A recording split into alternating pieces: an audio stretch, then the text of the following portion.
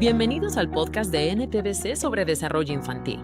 Soy su anfitriona, April Dinwiddie.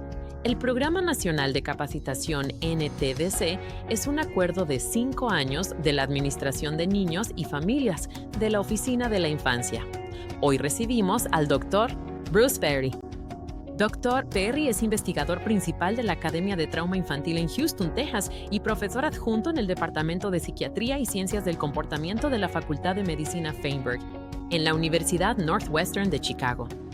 Bienvenido al podcast, Dr. Sidra de Pera. Muchas gracias, April. Excelente. Muchas gracias. Hoy vamos a profundizar en un tema importante, el desarrollo infantil. Y creo que la mayoría de los padres no son necesariamente expertos en desarrollo infantil. Entonces, ¿qué información crees que realmente necesitan saber? Siempre que intento hablar sobre el desarrollo infantil, trato de anclar a las personas en sus propias experiencias personales. Ya sabes, niños que han visto, niños que han conocido, y recordarles que en realidad son muy buenos observadores. Y a partir de ahí seguimos. Lo principal que pienso sobre el desarrollo es que la mayoría de nosotros, como adultos, cuando vivimos y trabajamos con niños, los vemos crecer y hacerse más grandes. Y vemos que desarrollan ciertas habilidades, y puede ser una habilidad motriz. Aprenden a pararse y luego aprenden a caminar. Puede ser una habilidad de autorregulación. Al principio se frustran fácilmente cuando son muy pequeños, y luego aprenden a controlar sus sentimientos de incomodidad.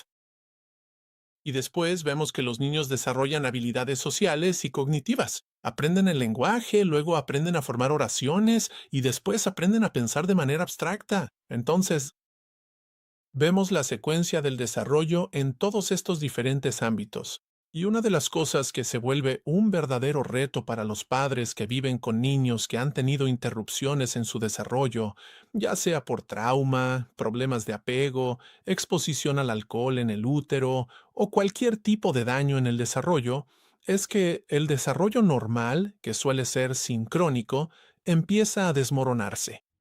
Y a lo que me refiero con eso es que creces físicamente y llegas a tener 4, 5, 6 o 7 años cronológicamente, pero puede que no seas como un niño de 7 años en cuanto a tu regulación emocional o tus habilidades sociales. Y entonces terminas con lo que llamamos un desarrollo fragmentado. Y esa es una de las características principales de los niños con los que solemos trabajar, que han sido afectados por traumas en el desarrollo. Bruce, ¿puedes darnos algunos ejemplos específicos aquí? Esto puede suceder de muchas maneras diferentes, así que puedes tener a un niño de 5 años que tiene las habilidades de autorregulación de un niño de 2 años. Imagina los terribles 2 años en el cuerpo de un niño de 5. Y ahora imaginemos que ese niño crece aún más, y entonces tienes los terribles 2 años en el cuerpo de un niño de 10. Y es aquí donde surgen algunos de los problemas, tanto de conducta como de crianza. Es cuando existen estas capacidades fragmentadas. El mundo adulto espera que tu hijo de 6 años pueda comportarse como un niño de 6 años. Así que cuando están en kinder y la maestra les pide que hagan algo, les da una instrucción compleja de hacer A, luego B y después C, el niño solo es capaz cognitivamente de hacer lo que haría un niño normal de 2 años. Y solo pueden cumplir con la instrucción A. Número 1. Y no hacen la 2 ni la 3. Y entonces la maestra se frustra. Y este tipo de desarrollo fuera de sincronía es un gran reto para quienes trabajamos con niños en cuidado de crianza y adopción. Así que, de nuevo, una de las cosas que vemos con muchos de los niños que entran al sistema de cuidado temporal y muchos niños que son adoptados es que sus primeras experiencias de desarrollo estuvieron alteradas de alguna manera. De modo que crecen, pero no reciben el mismo tipo de estímulo cognitivo, social, emocional o motriz. Eso lleva a un desarrollo sincronizado de todos estos ámbitos. Y de ahí viene ese desarrollo fragmentado del que hablaba. ¿Qué deberían estar observando específicamente los padres que están criando o adoptando en los niños que tienen a su cargo? Sí, esa es una excelente pregunta. Y, ¿sabes? Curiosamente, eso va al corazón mismo de lo que significa crear una relación exitosa entre el padre y el hijo.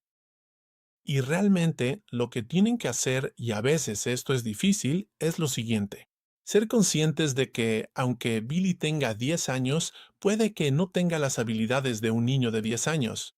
Y puede que no tenga las capacidades cognitivas de un niño de 10 años. Puede que no tenga las habilidades sociales de un niño de 10 años. Puede que no tenga las habilidades motoras de un niño de 10 años. Puede que no tenga las habilidades de autorregulación de un niño de 10 años. Así que, a medida que vas conociendo a tu hijo, reconoce que, ¿sabes qué? Puede que socialmente sea como un niño de 4 años, aunque cronológicamente tenga 10. Y lo que eso significa es que, como padre, empiezas a tener expectativas sobre su comportamiento que estén realmente acordes a su desarrollo. Y entonces le brindas oportunidades de desarrollo, oportunidades de aprendizaje que estén alineadas con su edad de desarrollo. Entonces, si le das a alguien que tiene habilidades sociales de un niño de 4 años oportunidades de aprendizaje social propias de un niño de 4 años y medio, le estás pidiendo que salga de su zona de confort y practique cosas nuevas. Pero la expectativa es realista.